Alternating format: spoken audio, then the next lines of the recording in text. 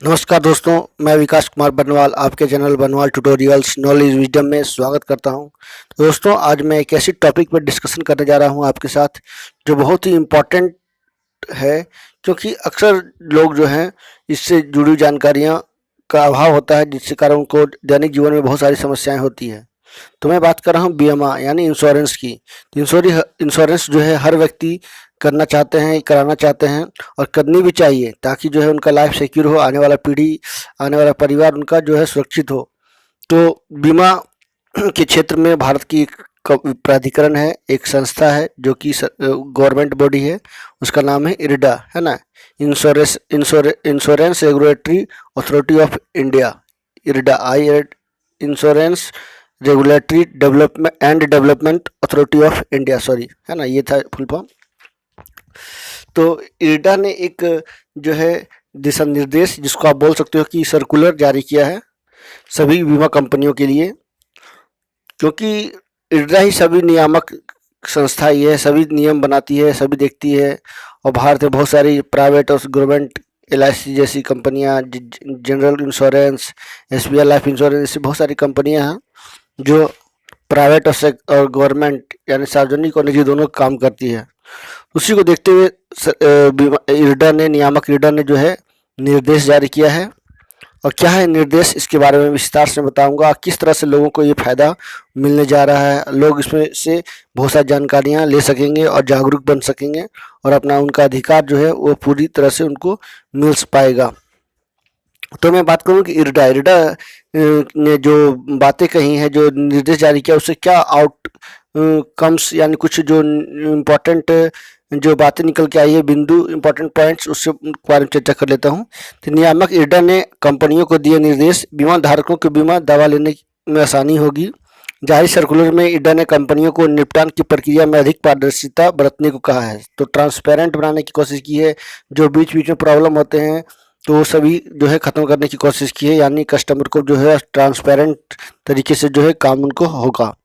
भारतीय जीवन बीमा निगम ने अपनी पॉलिसी धारकों को देश भर में क्लेम की अनुमति भी दी है, यानी आप कहीं पर भी हो, मान के चलो कि आप दिल्ली में आप जॉब कर रहे हो, वहाँ पे आपने क्लेम लिया है कोरोना कारण या किसी कारण से, जो आपका घर हरियाणा में है या जम्मू कश्मीर में, तो वहाँ पे जो है अप्लाई कर सकते हो क्लेम के लिए, वहाँ भी मिल सकती है, आपको दिल्ली आने की ज़रूरत नहीं है। तो इस तरह से सुविधा जो है LIC, आप बोल सकते life insurance corporation of India ने जो है शुरुआत कर दी है भारतीय लोगों के लिए।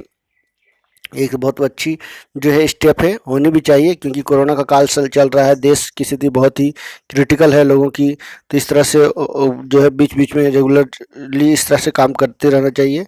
तो चलिए बीमा के बारे में, यानी मैं इरडा के बारे में कुछ इंपॉर्टेंट पॉइंट बता दूं कि भारत सरकार की एक प्राधिकरण एजेंसी है। इसका उद्देश्य बीमा की पॉलिसी धारकों के हितों की रक्षा करना, बीमा उद्योग के क्रमबद्ध विनियमन, संवर्धन तथा संबंधित व आकस्मिक मामलों में कार्य करना। इसका मुख्यालय हैदराबाद में है।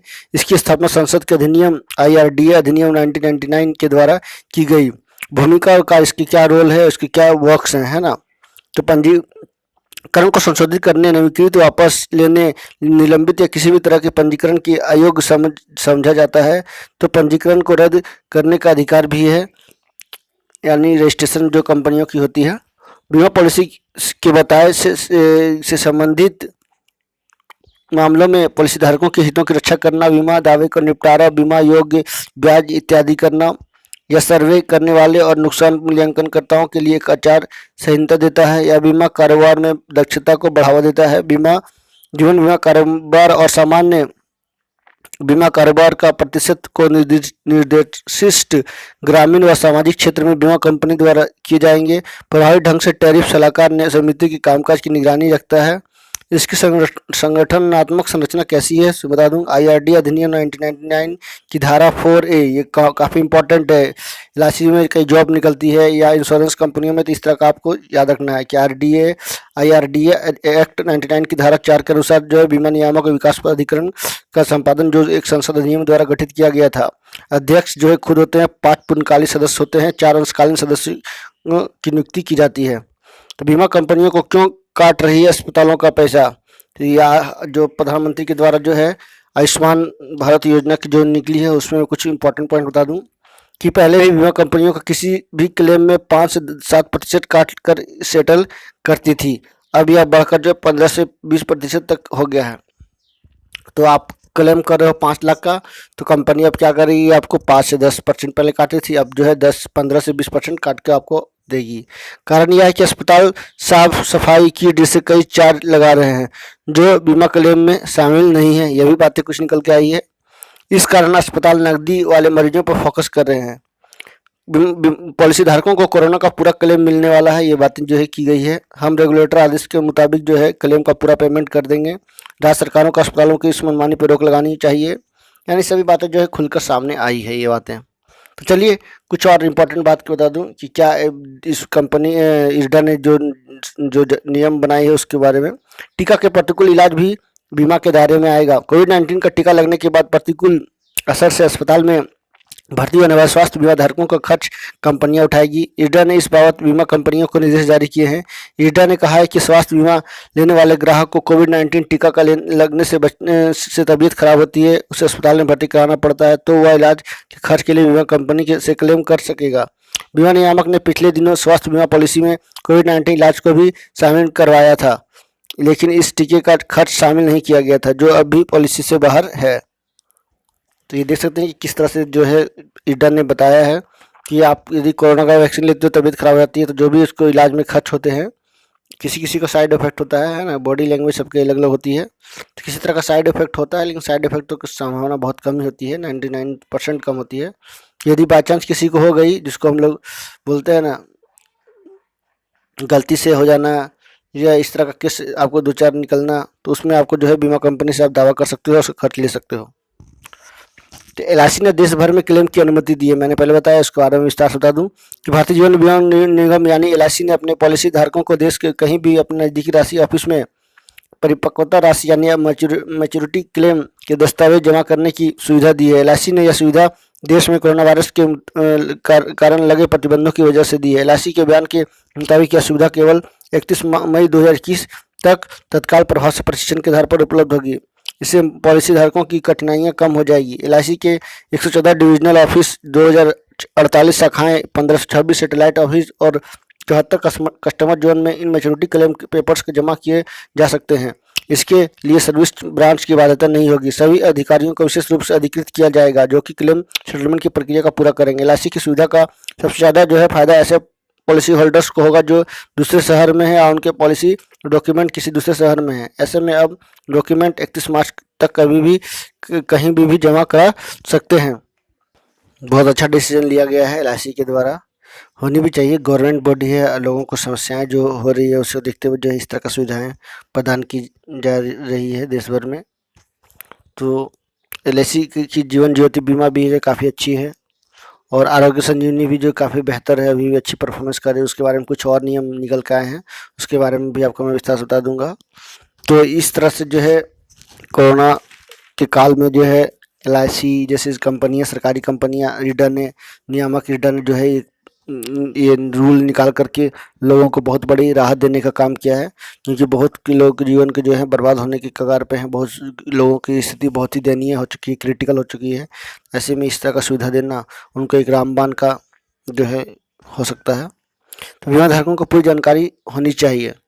तो इरडा ने कहा कि इसमें आवेदन के समय से लेकर दावों के निपटान के समय की पूरी जानकारी होनी चाहिए। स्वास्थ्य बीमा दावा निपटान सर्कुलर, जीवन बीमा, साधारण बीमा, एकल स्वास्थ्य बीमा कंपनियों, तीसरे पक्ष प्रशासक टीपीए को जारी किया गया है। इरडा ने कहा है कि यदि कंपनी की ओर से टीपीए द्वारा दावों का निपटान किया जा सकता है तो सभी सूचनाओं की जानकारी पॉलिसी धारकों को उपलब्ध करानी होगी। इरडा ने बीमा कंपनियों से यह सुनिश्चित करने को कहा है कि किसी दावे को सिर्फ पूर्ण धारणा या अनुमान के आधार पर खारिज नहीं किया जाना चाहिए।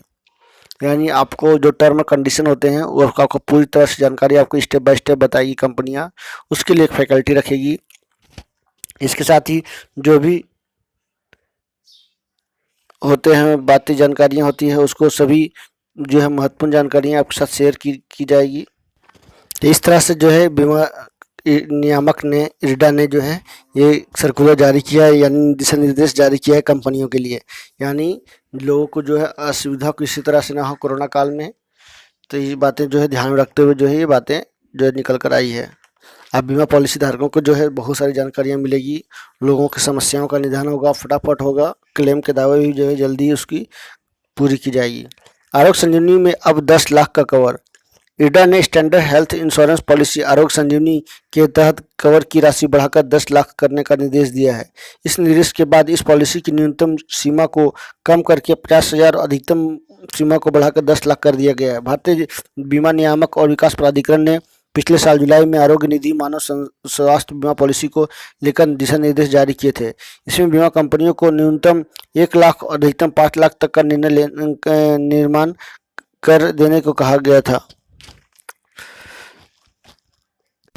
5 लाख तक का अनिवार्य बीमा कवर देने को कहा गया था, लेकिन अब जो है 10 लाख रुपए कर दिया गया। तो बहुत बड़ी एक फैसला ली गई है, डिसीजन ली गई है लोगों के हित में कि लोगों को अब जो है 10 लाख तक का कवर मिलने जा रही है। इससे बहुत बड़ी राहत मिलेगी उनका आने वाला पीढ़ी, उनके परिवार के लिए।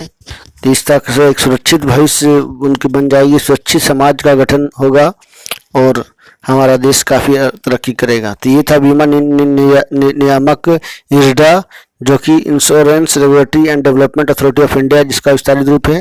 तो इरडा की स्थापना कब हुई, कैसे हुई, इसमें कितनी विस्तारित बॉडी हैं, क्या है, जो ये तमाम तरह की जानकारी जो है मैंने शेयर किया। वर्तमान में अध्यक्ष कौन है, यानी इरडा से जुड़ी हुई हर तरह की जानकारियां आपको मैंने देने की कोशिश की। तो आई होप इससे आपको काफ़ी कुछ जानकारियां मिली होगी। तो वीडियो को यहीं तक एंड करते हैं, नेक्स्ट वीडियो के साथ मैं फिर मिलूंगा। तब तक के लिए नमस्कार। सबा के जाते जाते आपसे रिक्वेस्ट करूंगा कि आप मेरे चैनल पर नए हो तो एक और सब्सक्राइब कर लेना, बेल आइकन प्रेस कर देना ताकि और नोटिफिकेशन मिल सके। और मैं तो बता दूँ कि आज का 11 बजे आप मिलना है आपको टॉप 10 डेली करंट अफेयर 11:30 बजे और 11 बजे का स्पोकन इंग्लिश क्लासेस के साथ।